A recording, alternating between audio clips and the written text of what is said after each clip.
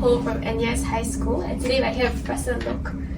Would you like to start by telling us a little bit about yourself and how you started your research journey? Okay, I'm the Provost Chair, Professor of Duke-NUS Medical School. My name is Shee Mei Lok, and I'm a mother of two kids. My research, I started off just as young as all of you, and I was really interested in math and science, but I was a very playful kid. So I only do well on the topics that I like science and math. I'm not that great in languages or humanities. So during my GCE O level, I didn't do really that well because of that.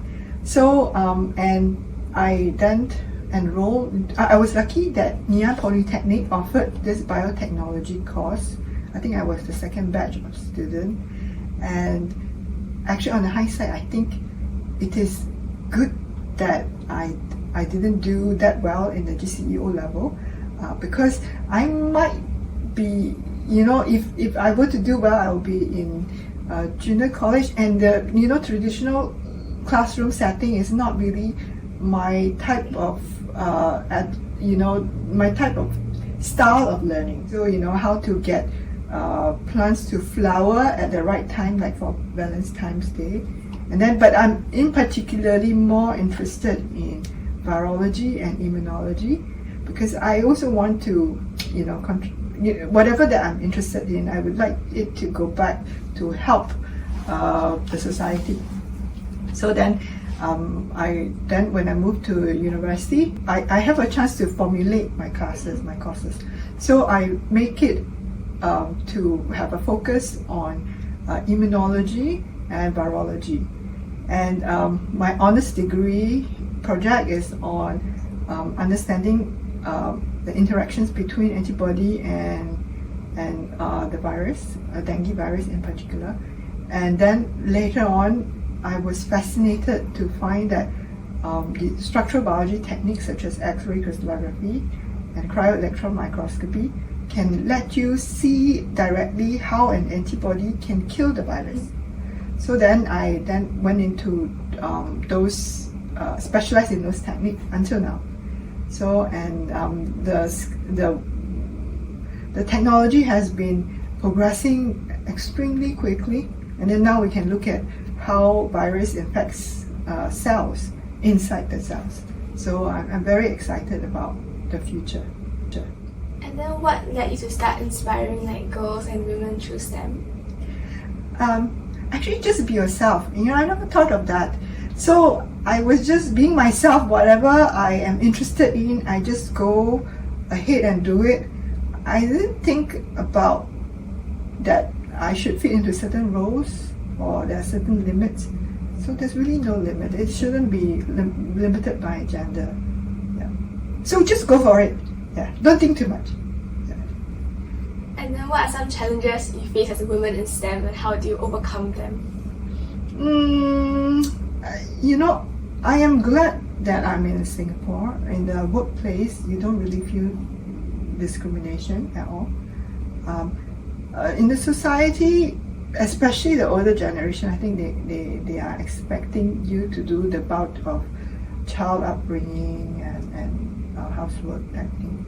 Yeah, but I have a very good husband, so he respects women, and he help out in the housework and is highly supportive of my career.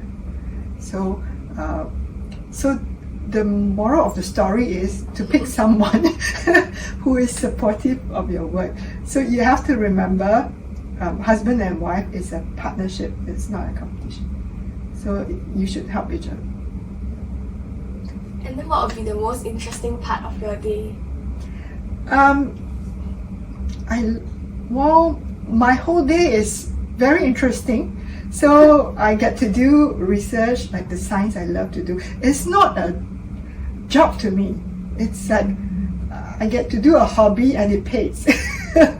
So that's the best part of being a scientist, and to do what you like to do. And would you have any advice for young girls in STEM or thinking of going into STEM?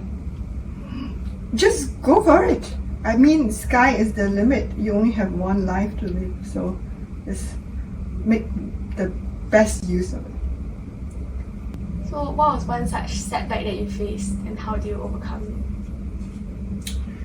Well, we have like, I would say it's a setback. So during the Zika outbreak, I learned about it and it's very important. And Zika is very closely related with dengue. And so it would be easy for me to tackle the problem. So I emailed my collaborator in the US for the virus, and then he replied and CCing all my other competitors in it. And then he sent the virus to everyone at the same time. But of course, I know that I would be at a disadvantage because you need to ship the virus to Singapore, and while the rest are in the US. So it's very, very stressful. You need to put all the manpower together, work night and day for it, and then to compete.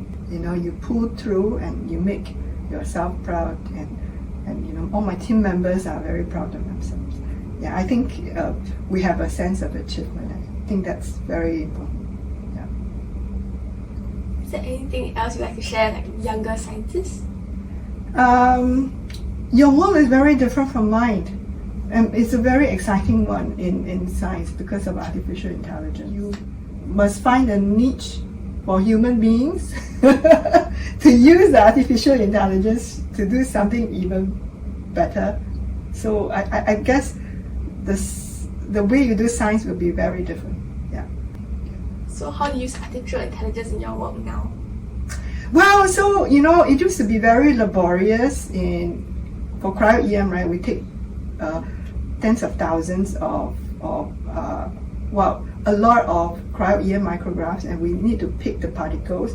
In the past, we have to pick it individually. Now you can use the machine learning to teach it to pick for you. So it's a lot easier. And then once you get the structure, we have to reconstruct it. There's a computer. Well, we have algorithm now, and also they can. In the past, we need to fit every single atom, and now you can use artificial intelligence. They will fit it all for you, and then the process is a lot simpler, a lot faster, a lot less human bias. So what do you think a key skill that students will need to have to succeed in the AI environment? You need to be very resourceful, right? Yeah, to be able to find information, to have lots of initiative. And coming from a polytechnic, how do you think a polytechnic will compare to A-levels for a research career?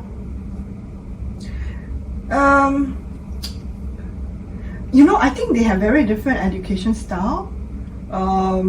And it really depends on what you feel is more suitable for you.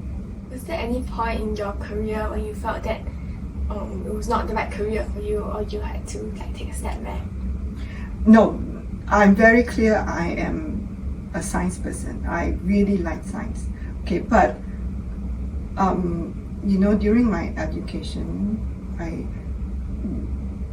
when you join certain labs for I think I had run into a problem when I was doing my master's degree. So you also have to match your character with the supervisor's character. You need to learn how to communicate. I think that's important. So I think, I thank her, and I feel like I have matured a lot, and that helped me a lot. So even when, and I decided it was initially supposed to be a PhD, and because of that I finished with a master's.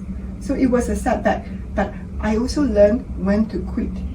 So if it is, you don't, I say one of the factors to succeed is determination. But you should also have the logic to know when to give up.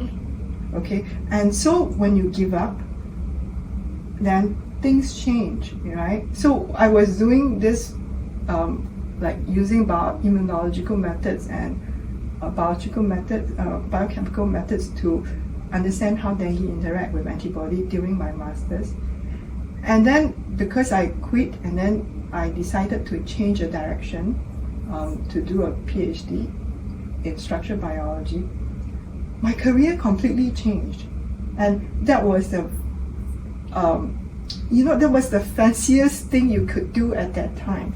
So I'm glad actually I had this setback. If not, then I would just carry on the old traditional way of doing things. So, so sometimes bad things isn't bad. And in 10 years' time, you look back, you realize you learned so many things, and that propels you to make major changes, and that will be good for you. Yeah. So I think life has it all planned out for you. Sometimes it's very interesting. Yeah, and I do have a lot of people who help me, I think, along the way, like famous scientists and things like that. Yeah, so I think most of my supervisors are very, very helpful, very motivating. I really think of them as a model to learn. And then even the not good ones also teach me something, right? So altogether, I have brilliant teachers, and that helps me. Yeah, I'm grateful for all. So how do you discover your passion at such a young age, and then how do you decide that it was on viruses? Yeah, I feel like obviously infectious disease will always comes back. I won't be obsolete for sure. Right? And then it's causing, I love the immune system, and I am intrigued with what the body can do to fight against pathogen. And bacteria mostly just, at that time, what we know is stimulate innate immune response, which I thought wasn't so interesting, but I'm wrong. Okay, and then but virus goes into your blood, and then you get this B cells, T cells respond. I thought maybe that's far more interesting. So, sorry, I don't want to offend the bacteria people, but so that's why I'm into virus and antibody interactions, and also in particular dengue virus, because it is a problem in Singapore. So I grew up here, so I thought that would be useful to tackle the disease. Thank you so much, Professor Lok. Yeah, don't worry about it. Thank you for inviting me.